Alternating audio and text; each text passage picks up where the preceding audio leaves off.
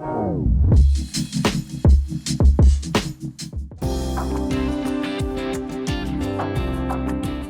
I'm super excited for today's Pandora's Box. We got the right concoction of people here, including Miss D Savage on Zoom.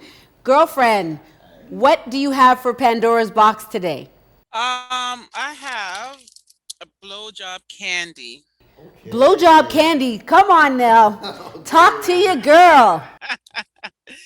For women who don't like natural taste, and I've heard, and it's really good too, for if you're trying to go down like deep throat, what it does is even relaxes your throat. What? Yeah, so then more sounds like a stocking stuffer for me. Because we mentioned earlier, throat stuffer. The wetter, the better. You're missing all the jokes in here. We're trying to think of where are we going to place this wonderful gift that you have given us. And I was like, a stocking stuffer. And our wonderful guest, Sean, said, you mean more like a throat stuffer because you said it's deep throat. So I didn't know that there were things that could actually open up the throat. And since we're on the idea of consumption and that perspective, I don't know if you saw this documentary that was on a certain network, but they talked about taking some Listerine before going down on somebody. Does that give benefits? You want to, gargle with some Listerine before you give someone head? What does this do? A lot of persons who do the garlicking before going down on it, because when you start going down, then it has the menthol. It's more the menthol part of it. It's like when you're using ice. Yes. So there's a sensation. But it also relaxes the throat as well. But it's more the menthol part of it.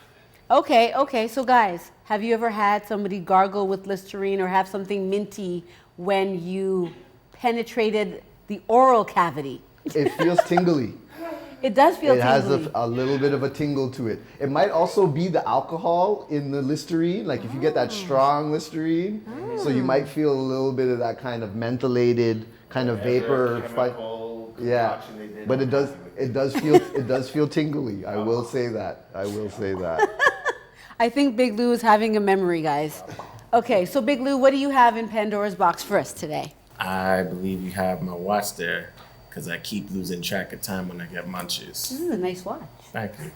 Okay, so is this the story? Yeah. That you lose track of time? When I get munchies. When you get the munchies.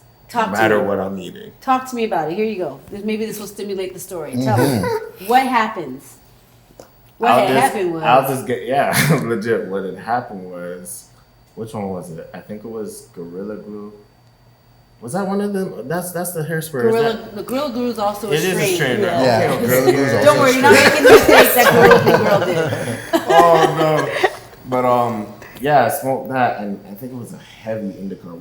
Either or, I just know I was in that, like I said, that real couch potato vegetative state. And I just remember doing this. It felt like 10 minutes. Wow. And then my cousin came and was like, "Why are you still eating that? What are you talking about? It's been 2 hours and you're just eating these bags of chips endlessly." Wow. And then similarly, it's naughty, sorry. I was eating and they realized how long I was eating. She's like, "So are you ever going to fuck me yet, or?" Oh, so see, that's the downside, right? Yep. That's the downside. I lost track of time. But not only that, like sometimes the weed can kind of knock you out in a way where you don't actually feel sexual. You just want to go to sleep. Just like she was saying, that sometimes it just makes you a little bit dizzy, gets you sleepy.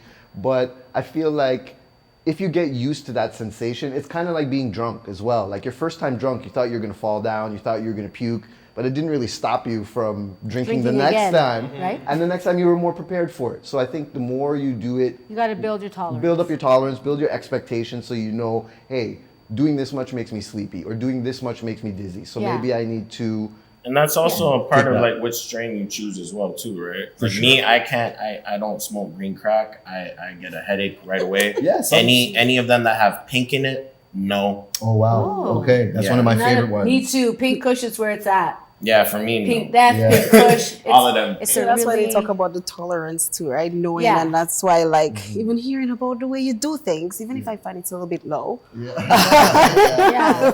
But It's interesting because when we were talking about cotton mouth and cotton vagina, I was wondering about whether or not edibles can also make you have a dryness effect. Yeah, you might think that it doesn't because you think it's might just the smoke. You might assume that it's just the smoke that's drying out your mouth, but it is actually the THC that, like you mentioned, is blocking the glands that are keeping it from producing the moisture. Similarly, it's why people's eyes get red because the moisture in your eye is starting to dry, it's starting to produce less and it gets a little drier, and that's what gives you that red eye. Even when you have edibles, your eyes can get red. That's right, absolutely. Yeah. Again, it does depend sometimes on the strain that you've used in the edibles. There are some that lend themselves more towards giving cotton mouth or giving red eye as opposed to some other ones. But again, you might choose that because maybe it has a more euphoric effect or it has a more relaxing effect. Yeah. So you got to kind of trade it off. Yeah, you're not going to get everything that you specifically want. Fair enough. It's all about balance. It's all about balance.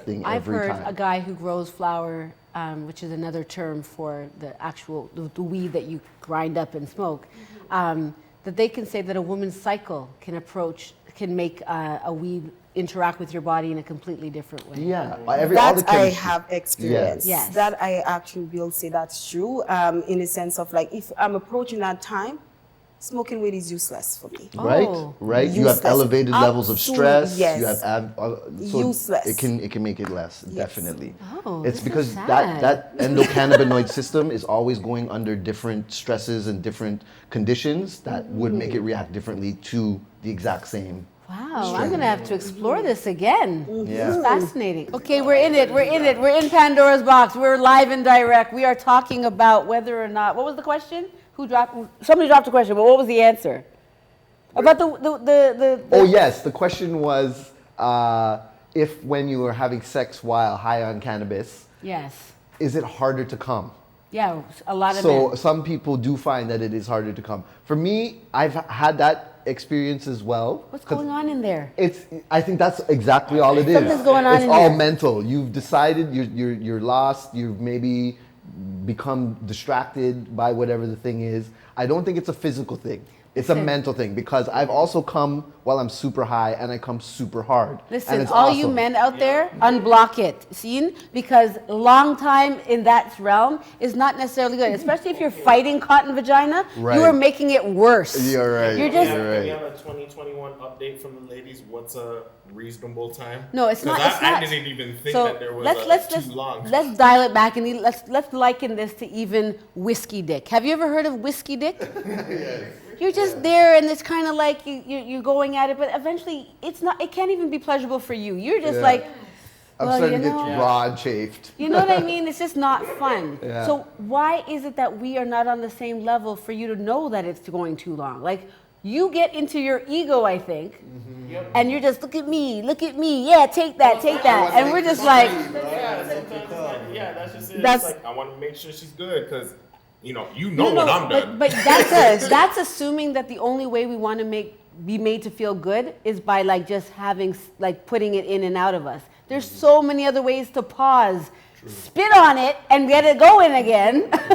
Donna, help us. I don't even think it's an ego thing. I think if they have a buildup, and the buildup is that they need to explode. I don't think it's about the female at this point. Because if you're going on and on and you want to come and you can't come, it's just that this buildup, that it's just this pressure. But then you as the woman having that experience, you're just like, okay, I'm legit just here helping this person get out.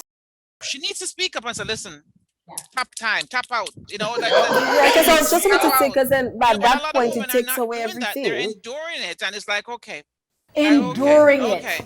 Being able to break it up into separate, like maybe little rounds or sessions, that makes a lot more sense. I think we have this big preconception that sex is supposed to last over this one period, and at the end of that period, both of you come, and then that's it. It's not like that. Like, I think you can have breaks. If I don't come during that round, that's okay. If you don't come during that round, that's okay. Let's take a break. Let's go have a drink, have a snack, have a smoke, come back. It doesn't have to be this one. You get the munchies. I think porn and movies and all of the media things that depict sex have it set up in this way that is not realistic. Yes, and I think that's super important for us to break that down. That's super important to break down. At the end of the day, it's about communication, right? Like, isn't it always? Every single time.